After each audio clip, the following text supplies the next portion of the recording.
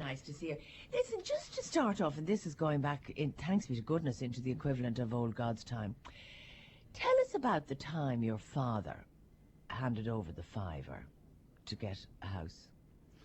Well, it was shortly after the war, and my father and mother, they had 4 children, which I was the eldest, and they were living in pretty awful conditions.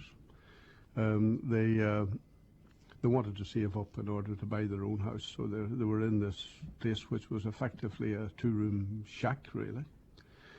And my father heard that a council house was becoming available locally, and he decided he would do what he'd been advised to do, and that was to go to not just the local councillor, but to go to the chairman of the council. So go to the top. Yes, go to the top. So he got on his bicycle, and he rode the 10 or 12 miles on the bicycle to the home of the chairman, called Moses, or as he was called, Mosey Busby. And Mosey listened to my father's tale, and my father told him all about the circumstances, 2 rooms, no running water, no electricity, nothing like that. And so my father had been advised to do at one stage. He put his hand in his pocket, he took out a £5 note. It's one of the big fivers that I remember, maybe you remember too. But at that time it represented most of a working man's wage for the week. And he gave it to Mosey, and Mosey... Straight up bribe? Oh, just handed it over, yeah. And didn't say anything. Didn't only happen south of the border. Mosey didn't say anything either. He just took the fiver and he put it in the top of his waistcoat pocket. And then he turned round to my father and he said, "Well, Mr. Currie, there's no doubt you badly need a house, and I'll make you this promise. The first house vacated by one of your own." And of course, his own didn't have houses, and my father knew what that meant. So he cycled back home and he said to my mother, "That won't happen again. I have better things to do with my fivers than give them to Mosey Busby." So they saved up, and luckily enough, a relative, rather surprisingly, decided to get married soon after that, and my father had first say in relation to the house and small farm. Right. So that was the way it ended up. That's the way it ended up. I thought that I didn't think bribery and corruption went on in quite the same way. I mean, it might have been different in terms of bias, in terms of religion, but I didn't think that you get the bribe. Did anybody ever try to bribe you? Yes. Yes, on 1 or 2, I think on 2 occasions. It wasn't very blatant. It didn't amount to very much. But it was pretty obvious. How was it put? It was put, I suppose you could be doing with a bit of a holiday after all these exertions. That was the one I remember. Right. But then I never had much for people to bribe me with, or, much reason for people to bribe me anyway. Right. It's just interesting how these things happen, isn't it? Yeah. Well, in the north, of course, at that time, the unions were in control of everything. They controlled, and despite the fact they were in a minority, and quite a considerable minority in Tyrone, they controlled the county council, which meant they controlled planning. They controlled all of the rural councils, which meant that they controlled the allocation of housing. And they were very determined to look after their own supporters in order to ensure their own political survival in a situation where they were in a minority. Yeah. And the allocation of a house was effectively the allocation of 2 votes, because the local government franchise was restricted to the householder and spouse. Right. So. Right. Can I come to you, Anita? Tell me a little bit about your own background before you met this gentleman.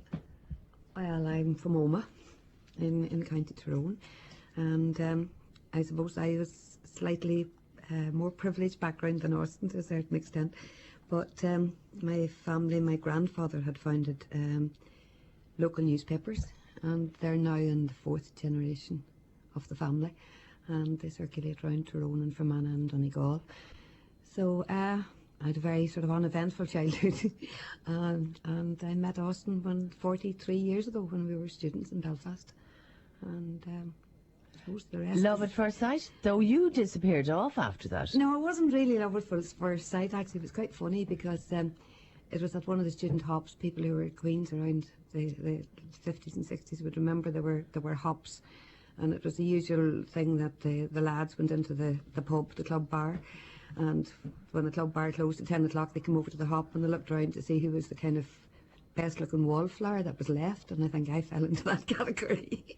And he left me back to Aquinas Hall, where I was staying with the nuns to be well looked after, and we made a date for the next Wednesday night under the clock in the GNR in Belfast, and I then began to have second thoughts about it, and when it came to the Wednesday night, I decided, oh, I'm not interested in this fella at all. So on went the flat shoes, no makeup, not very attractive looking. I said, oh, I'll put him off from the word go.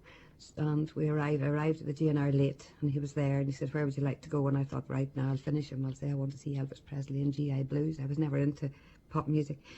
And we were queuing up in the queue for GI Blues, and for some reason or other we started to talk about politics. And my father had been a senator, a national senator in the stormed Parliament in Northern Ireland, and I came from a political background. Right. So by the time we got to the top of the queue, the flat shoes were being regretted, and by the time we got into the Government cinema, the lack of makeup was being regretted. But that was it, yeah. Hook, line and sinker after that. After that, except that you did a disappearing trick. I did. I did my training and went off and I was teaching, and I had always wanted to be a nun, always. And when I finished my training, it was something that always was in the back of my mind. And I remember actually going to one of the nuns in school and telling her, and she gave me a very good piece of advice. She said to me, go and do your teacher training first, and if you still feel like it, then talk about it. So I did that, and your aunt was a nun, of course. My aunt was a nun. She was a Loretta nun, and I was with the Lorettas, but I didn't go to the Lorettas. I went to the Mercies. Right. And I turned round to him when I was a year teaching, and told him I was going to go into the convent. And he said to me, and who am I to argue with Jesus Christ? Go and get it out of your system. Did you figure she was gone for good? Well, at the start I didn't. But then when, 6 months went by, and a year went by, and 2 years went by, and 3 years went by, I began to think this was a permanent arrangement. I had said, who am I to stand between you and God? So I decided she was going for God rather than me. But did you write to her while she was in the convent? Not at all. No? No. No communication? No contact at all. And tell me about it. Did you enjoy being in the convent? Yeah, I did. But I wasn't cut out to be a nun. It was as simple as that. I would have liked to have been one, but it wasn't the life for me at all. I never really settled in it. How would you know? I don't know, I just knew. They tell you that you should know when you have a vocation. Well, I knew and I hadn't one, so no, I didn't. There was something. Was it some restriction? No, I don't think it was that. I just wasn't. I wasn't happy, and I couldn't see myself ending my days there. So, Was it hard to leave? At that stage, yes, it was hard in the 60s. Though it was at the beginning when it began to get easier, and a lot of people were leaving. But it was hard. It was a hard decision, and it was hard to go back into a rural town, a small town, when everybody knew you'd been away, kind of thing. Yeah, because there was a horrible term used about men, which was that somebody was a spoiled priest, and they were kind of shunned and looked down on. Did they do the same for somebody that had gone to be a nun? No, not really. I knew my mother was disappointed. My father was thrilled. And he confided that he knew rightly I wasn't going to, I wouldn't stay the course. But no, I never felt Did that. you go to the Reverend Mother? What did she say when you went to her? I just went and said I want to leave, but I had my first vows taken, so I had to go to the bishop then and ask permission to leave as well. That was a bit daunting. But and what did he say and what did she say? Well, she didn't try to dissuade me. Did she not? No. She didn't ask you to pray for your vocation? No. No. I think she probably knew rightly I wasn't meant to be there in the first place. And what did the bishop say to you? He sort of said he would consider it, and then I had to wait until eventually I was told that I could go, and that was it. And if he'd said no? I don't think they ever did, realistically.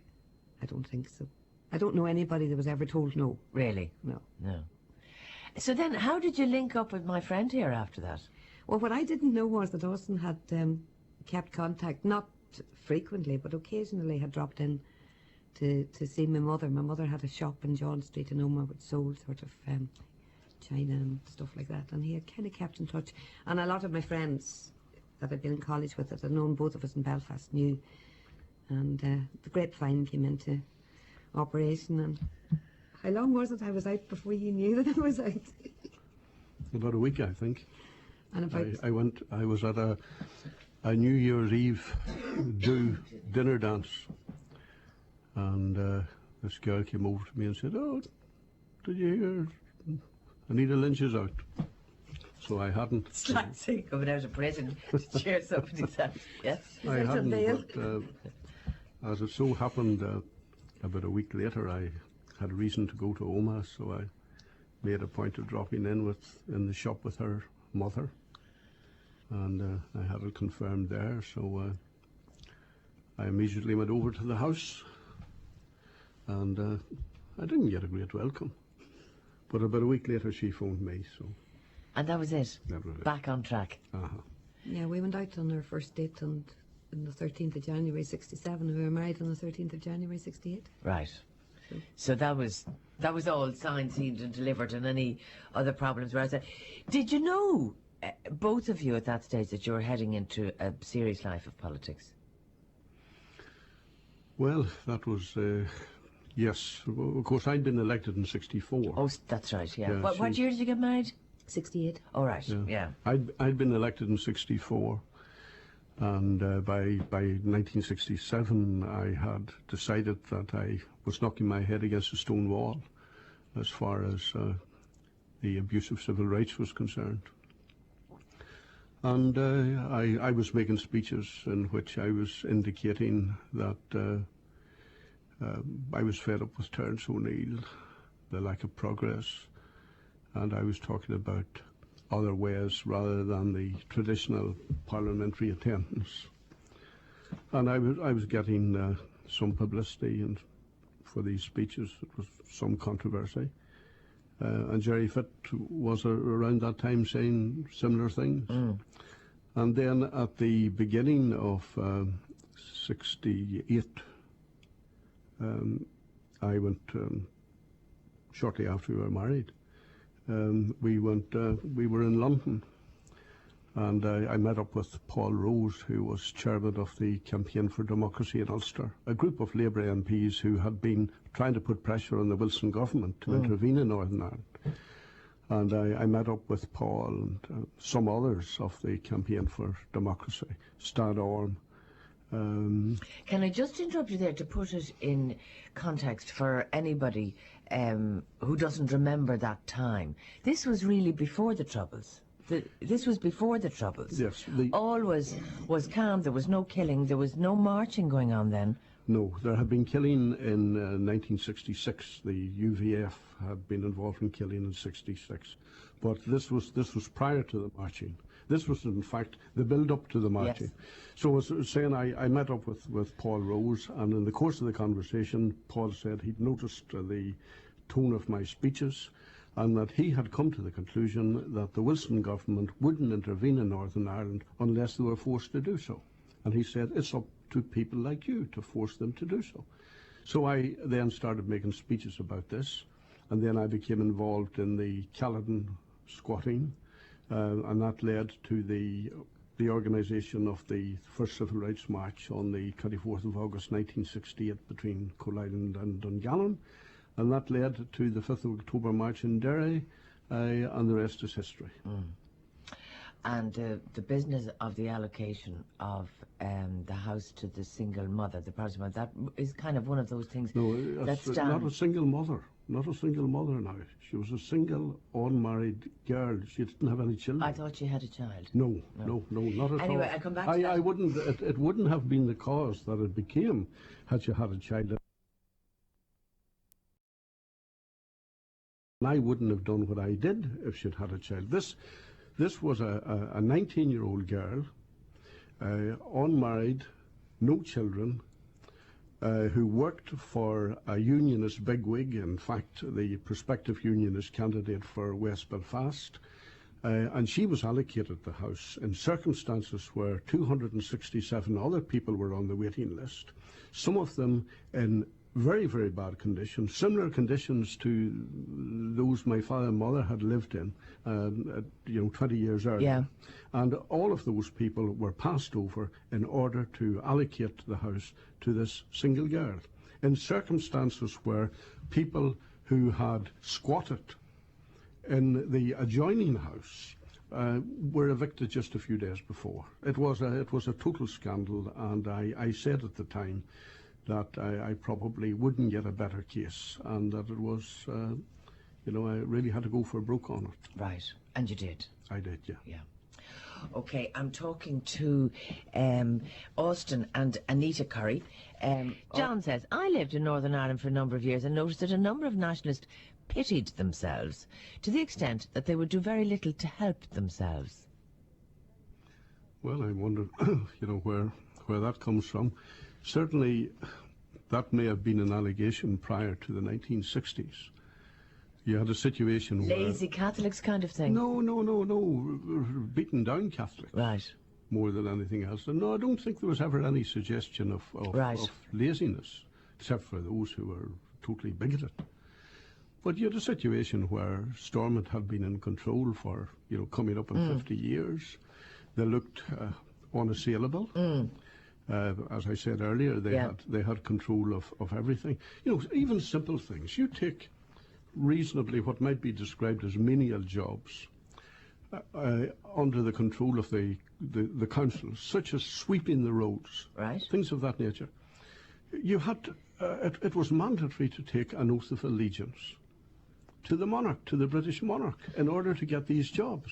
Not because they were so determined that people, professed their allegiance, but making Catholics and nationalists do it meant they probably wouldn't take the job.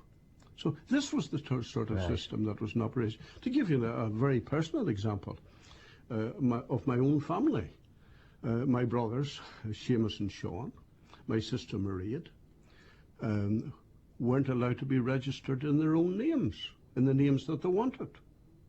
When the godparents went along to the registrar, they were told, oh, there are no such names in Northern Ireland.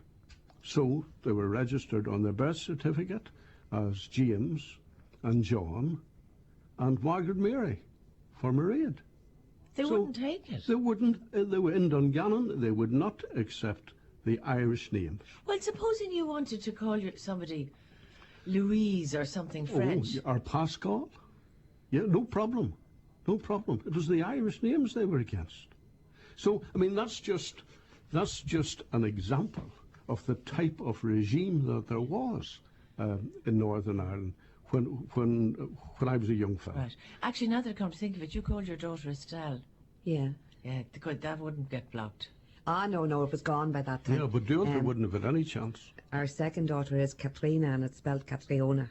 Right. And Emer is our third daughter, and us Nog. So, no, by the time I was having my children, that had fairly well disappeared. Gone by the board. Yeah. But the big difference was, of course, the British Welfare State and the 1944 Butler Education Act in Britain, which came in over the objections of the Unionists in 1947 in Northern Ireland, which meant that someone from my background was able to get free second and third level education. It and was the crucial thing for so many people, and for what subsequently happened, I think. Yes, in terms of the real leadership of the civil rights movement was people from that background, from the towns and villages in the north. These were the people who. People like myself, who, and as I say in the book, when I went to Queen's, I found it an alien place, but I came to terms with that. I got involved in university politics. I found that people from my background were as good and possibly better in many instances than those from a traditional unionist background, and this gave us the confidence which was indicated later. Obviously, it was the confidence, and I mean, everybody that you hear in Northern Ireland that moved at that time, they talk about the free education and what it went. Marion was on to say that Mrs. Currie taught her in the grammar boarding school in Strabane. She was Sister Michael sister, Michael, would you believe, at that time. And she was one of the loveliest teachers she ever had. So there you That's go. lovely, Take that. thank you. Now, just on a personal level, I mean, everybody knows that if you were involved in Northern Ireland around that time, that there was a price to be paid.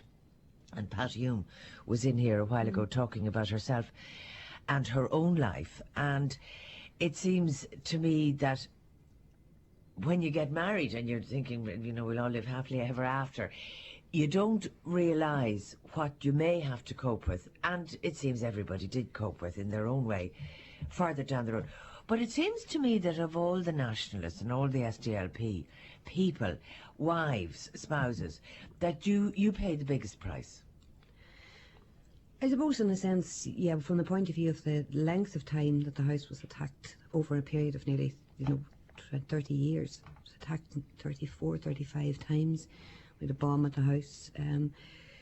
We lived we lived at a crossroads, and we were, targets kind of thing from that point of view. The house was easily got at, and Austin was very prominent, and he wasn't slow about speaking his views, and on one occasion he made a very strong statement to the IRA to get off the people's backs, and that brought a fierce lot of retaliation on us at the time. But I think when you're in the public eye,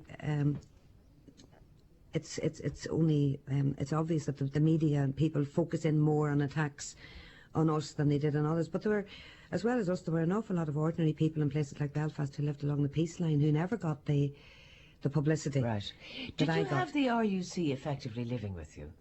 We had them for the best part of 4 years in the garage, and we lived in a small bungalow, a 950 square foot or 1,050 square foot bungalow, which meant that the kitchen door opened out into the garage, and it was one of those, those doors, wooden doors that are filled with egg packing cases, Yeah. So there wasn't much privacy. And the children were, 4 of the children were born at that stage, and they were very small, and you couldn't keep the door locked. And it wouldn't have been right to try and sort of, give them the impression that these people were different or not to be talked to. So from that point of view, yeah, it was very close. And Did they sleep in the garage? Oh, no. They were there for 8-hour shifts. Well, not legally or not officially. They weren't supposed to sleep on the job, let's Right. put it that way. So No, they no. would sit in the garage. Oh, did they patrol that around the house? Yeah, there was a sort of 5-6 foot concrete wall built Seven. round. Seven. And a sanger. Those old-fashioned sangers that you see in Israel now on the walls with the little narrow windows that you could stick the guns at. That was on the corner of the house, and they would patrol every so often round. So for 4 years, presumably you couldn't have her out with him. It was difficult. You could do it sort of OT under the pillow, but there wasn't much satisfaction in that, Mary. Yeah, what happened there was that the loyalists started to attack the house at a very early stage, because they blamed me for the troubles. And then there was one particularly bad incident where Anita was attacked and pretty badly sort of beaten up. And as a result of that, I had to take certain decisions. And it was the responsibility of the RUC to provide protection. I didn't particularly want them, but I found I had no alternative. There was nobody else was going to provide protection for my wife and children, and I had some responsibility. So the RUC came, and then the provost started to shoot at the RUC.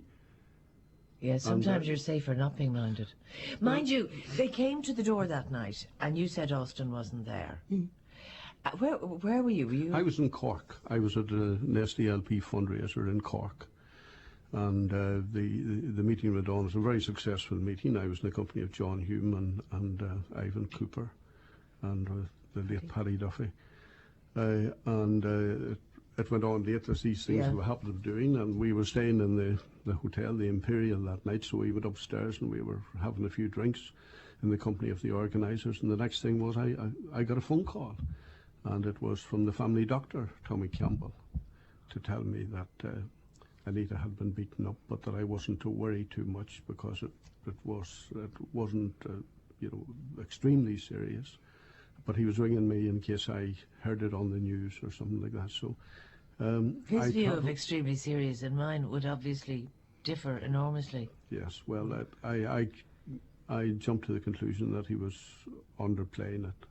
And as it turned out, he was, because she was very seriously beaten up. They came to the door. You said that Austin wasn't there. They said, if you don't open the door, I'll shoot you through the door. Yeah, well, you see, if you put it in context, it was you know, during the time of internment. And as Austin sort of gives the background to that in the book, when someone was, as we say in the north, lifted, it usually happened in the early hours of the morning.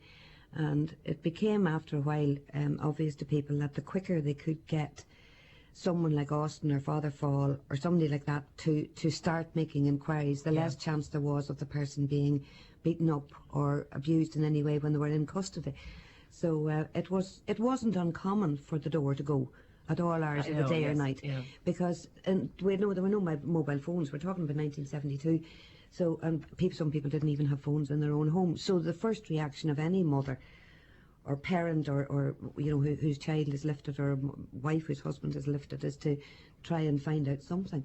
So it wasn't really all that unusual for the door to go, you know, in the early hours in the morning or whatever. So I wasn't that apprehensive about it, because this could quite often be the norm. Yeah. But it was a glass door, and I just assumed it was somebody in those circumstances. And I said, I'm sorry, Austin's not here, and when will he be back? I said, I'm sorry, I don't know, I don't think he'll be back. I was always a bit reticent about giving away too much information. But then the gun was, I had put on the light, you see, outside, so the gun was perfectly obvious. So I said, if you don't open the door, I'll shoot. And there had previously been shooting, so I knew that they weren't joking about it, you know. So. Were they wearing balaclavas? No. So you know who they were? I gave identity, but I don't know who they were, no. You don't? No. And I know that to this day that you don't find it easy to talk about it. Did you find it easy to write about it? No, I didn't. Anita did all the typing of the book, and she didn't find it easy to type it either. But because they carved UVF on her chest, they kicked her, and they physically and sexually attacked her, and said there would be no further little Currie bastards, I understand. Those were the words that were used, yeah. And this is what the doctor said. It wasn't very serious. Yeah. Well, he was a family, not only the family doctor, he was a family friend, and he didn't want, I suppose, me being 300 miles away, he didn't want to, you know, make me too anxious. Right. Bring me up to, I mean, there was such, I know that you don't want to talk about it, and we leave it there, and I understand that, so that's it. But I just think people should know the price you had to pay. The Sunningdale, the foundation of the SDLP, that was a handful of you that were household names at that stage, yeah. And the decision on who would be leader was made on the radio programme. On a radio programme. That's right. Yeah. On an RTE radio. Well, a Radio Warren radio programme. You want me to tell yeah. about that? Well, we'd had a number of meetings. We had decided on a name, but the name was to be kept confidential until the launch. And this Monday morning, I got a phone call from a friend of mine who was a local journalist and was a stringer for RTE and a number of other media outlets.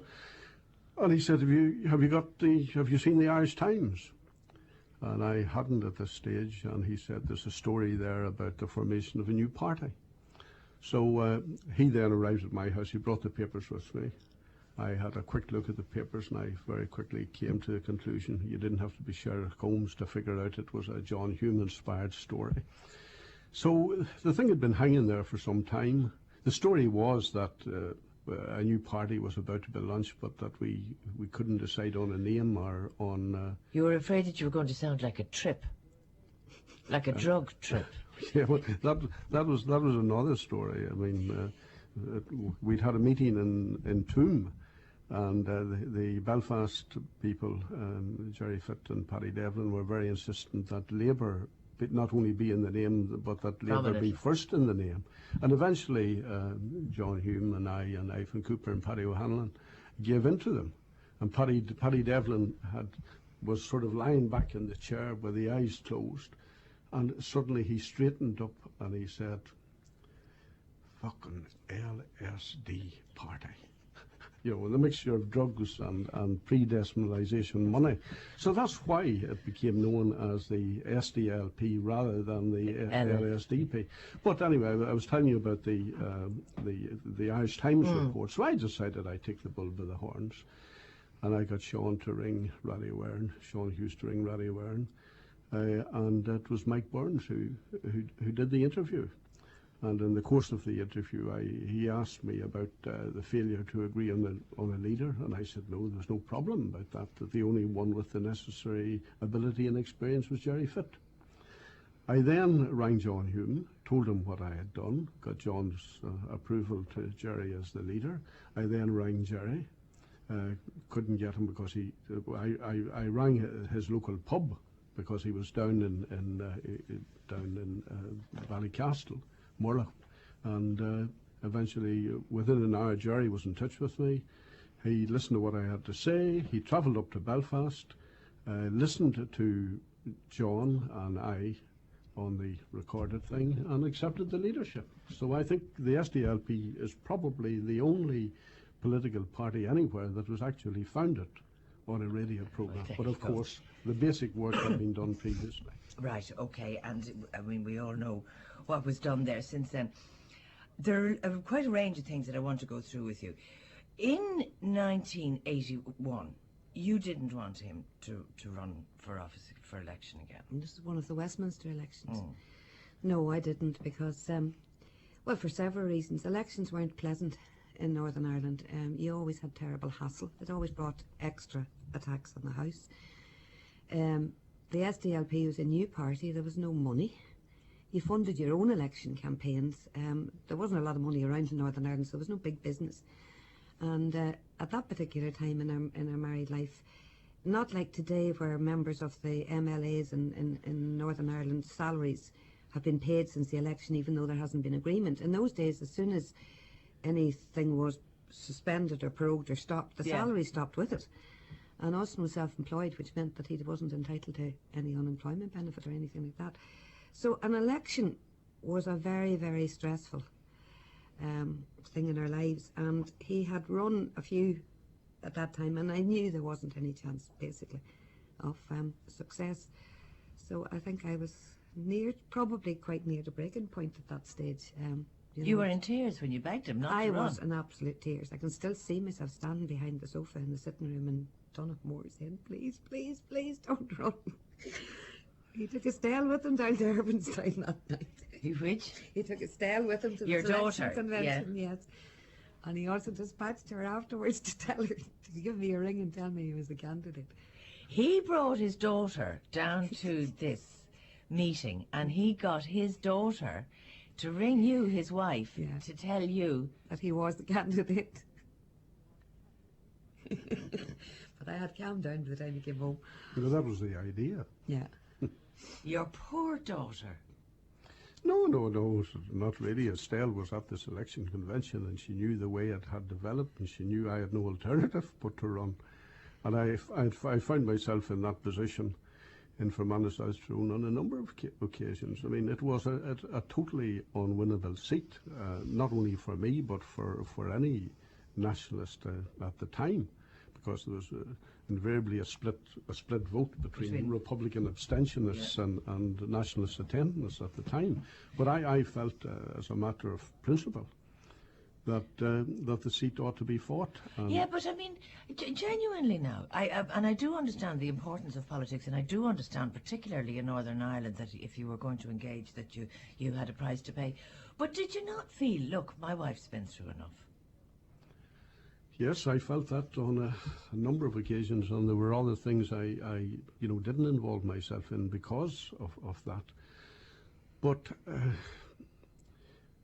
at that stage, I think the situation was pretty clear that there was a battle between the Provos and the SDLP, and I felt it very important that they not be able to claim an electoral mandate. They were bad enough in the atrocities they were carrying out, but had they been able in those days to claim that they had the majority of the nationalist community in Northern Ireland behind them, then God knows, where they would have stopped. So I thought it very important to take them on all occasions when it was necessary. How did you react? Did you feel betrayed? Did you feel hurt? No. No, I think our relationship has always been a kind of a partnership right the whole way through. And I'm sure there were times I did things that Austin wasn't too happy about. But no, at that time I think there was a series of elections. And I probably was kind of just getting to the end of me tether. Yeah. What age was Estelle at that stage? Is Estelle? Estelle was 13, 14. Right. And Emer at that stage was 2. So that I had sort of 5 kids. And I was working at that time too. Right. I was working full time. So I probably kind of got to the stage where I said to myself, I got to the stage where I said to myself, like, we've been through all this before and it doesn't result in anything and it all just means more and more hassle. But then, when you, in the cool light of the morning, when you think about it and you think of the sacrifices you've made prior to that, it was important, Right. and so you could see how important it was from the point of view of the political development of things that somebody do what he did. Right. And, did any of the kids decide on politics? Did Estelle, for example, pick politics? No, well, they're all politically interested. Estelle's married with 3 children in London, and she is very interested in politics. But it's the second daughter, Katrina, who was elected as a councillor up in Gloucestershire, near Cheltenham, of all places. Handy for racing. She's married with 3 children there, and it's a very convenient location in the month of March each Yes, year. I could well imagine. It's interesting the 2 of them living in England. Yes, well, all the 3 are at home. They're all sort of based in Lucan. Okay, I'm conscious of the fact that I have some breaks to take, and I'm watching the clock galloping there. When you said there that the reason you did this was that you didn't want the IRA to somehow or another gain credibility, that somehow they had the support of the nationalist community. How do you look at matters now when Sinn Féin has overtaken the SDLP, and that many would say that the SDLP is now on the way down and Sinn Féin is carrying the flag, literally the flag, yeah. Yeah, well, the SDLP to a large extent has been the victim of its own success. All of those things that the SDLP were pushing for over a period of 25, 30 years were eventually, most of them were accomplished in the Good Friday Agreement. And so they're in that sort of situation now.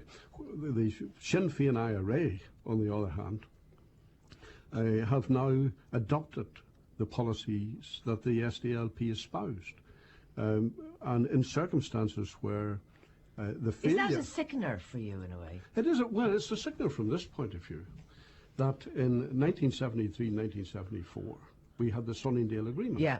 And in many respects, as I say in the book, in some respects, you think it was better? It was a better deal for Northern nationalists, which is why the Unionists couldn't hack it. Than the Good Friday Agreement. Yes. But it wasn't only the Unionists who opposed the Sunningdale Agreement.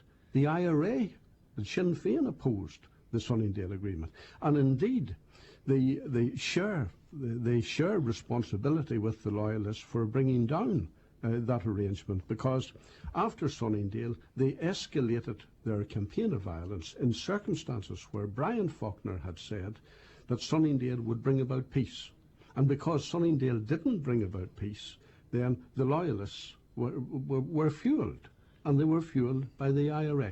So yeah. I mean, when I listen to the leadership of the Republican movement, and I give credit to Adams and McGuinness, for example, for the skill and dexterity that they have shown in recent times. But I do remember that in 1972, those 2 were members of an IRA delegation to enter into negotiations with the British government, and they helped to bring down Sunningdale. And now they are there. They are, if anything, stronger supporters of a Stormont government now than the DUP is. I'm amused to hear you mention that Jay Adams was member of the IRA, sat there, said no way, no way, no way. And I'm sure an awful lot of people believe him, but anyway, that's what he said. I'm going to have to take a break. I want to move on to a number of things that I think people will find very interesting.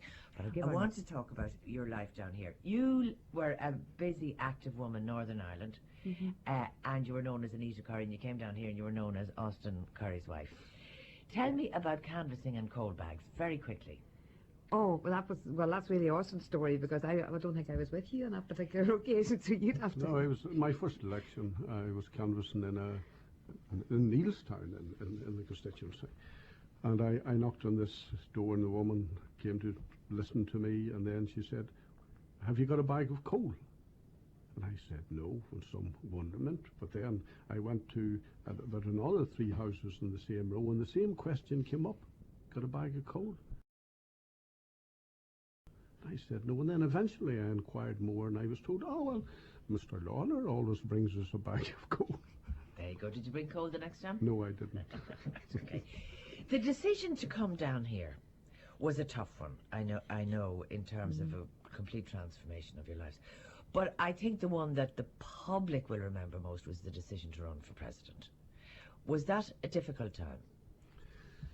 It was. I had no great interest in running for president. Indeed, Alan Dukes twisted your arm. He did, yes. Yeah. And indeed, when I was first approached, I sort of said, "Oh, I'm too young. I'm 50. I'm too young to be thinking of, you know."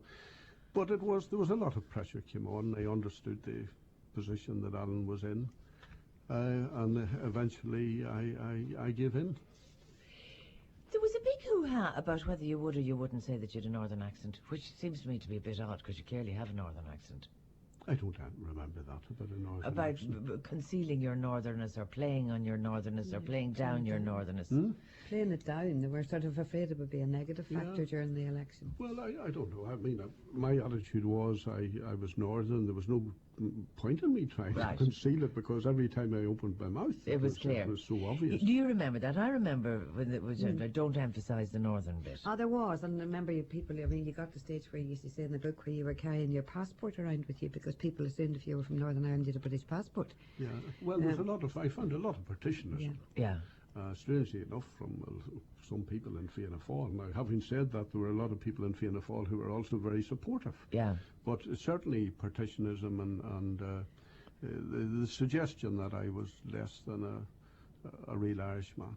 And then, of course, you had, for example, Ray Burke, who was Brian Lenihan's election agent, and the Fianna Fáil election rally in O'Connell Street. He said, "Oh, Alan Dukes had to go the whole way to Tyrone to get a candidate." The suggestion was, that I was different and sort of alien. And all very hurtful? Yes.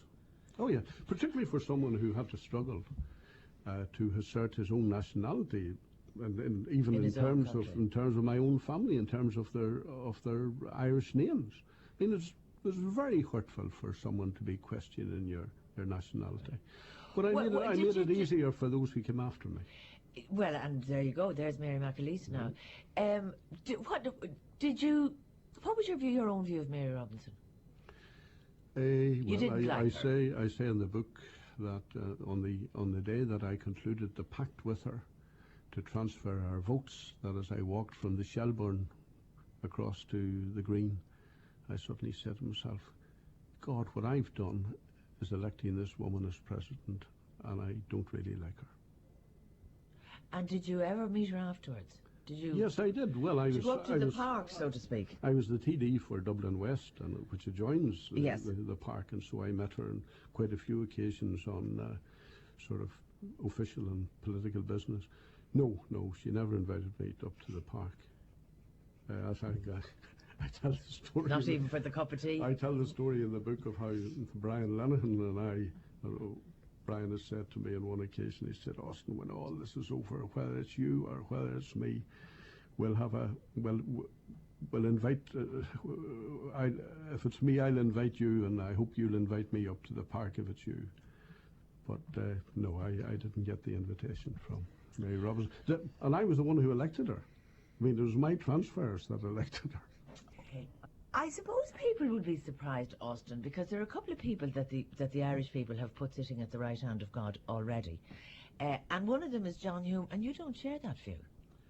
Well, it's my autobiography, the story of a politician. It's not hagiography, the story of saints. And there are no saints in my book, including myself. But I do pay tribute to John. Yes, you do. And I do very much yes. so. And he and I have been personal friends for 40 years almost, and still remain personal friends. That doesn't mean to say that I joined the crescendo for his canonization. Yeah. You think he was too secretive? You think that he kept too much close to his chest? I did. I think there were important stages where he didn't disclose everything that he knew to his colleagues, and didn't consult as much as he might have. And there's a but having said that, I mean, I do pay tribute to him, and the greatest tribute I can pay to John Hume is that because of what he got involved in the peace process, there are people alive today who would be in their graves. That's for sure. And the and gods nothing. are silent. I mean, there's warts and all stuff in the book, but certainly nothing that I say should be seen as detracting from the part that John has played. Okay, listen, very nice to meet the two of you, Anita and Austin Currie. The book is called All Hell Will Break Loose, and there are loads of interesting stories. They didn't quarter cover the areas that we would like to. It's published by O'Brien Press, and the